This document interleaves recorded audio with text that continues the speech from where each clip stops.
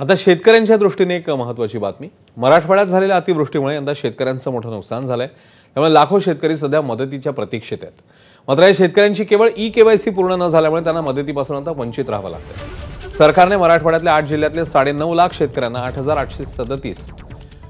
8,733 किंवा या कोटींची नुकसान भरपाई दिली आहे. मात्र अजूनही ई-केवायसी केली नाही म्हणून 2,41,892 शेतकऱ्यांचे पैसे मिळाले नाहीयेत.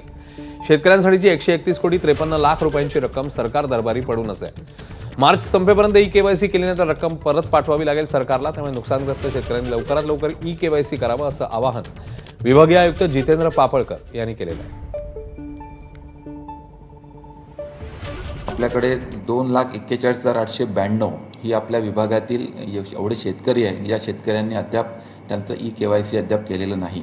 तर आपलं ई-केवायसी अद्याप शिल्लक राहिलं असेल, त्याच्या याद्या सर्व तहसील कार्यालयामध्ये उपलब्ध आहेत. आपलं नावाची आपण जर का खात्री करून घेतली तर आपल्याला त्याची जी काही त्रुटी आहे ती त्रुटी पूर्तता करून घेतल्यानंतर सर्वांच्या अकाउंटला पैसे जातील. की मार्चच्या नंतर आपल्याला हे सगळे पैसे शासनाच्या खाती आपल्याला जमा करावे लागतील. त्याच्यामुळे माझी पुन्हा एकदा सर्व शेतकऱ्यांना विनंती आहे की ज्यांचं ई-केवायसीचं काम शिल्लक राहिलं असेल त्यांनी ताबडतोब आपलं ई-केवायसी आपल्या तहसील कार्यालयामध्ये जाऊन किंवा तपासून घेऊन ते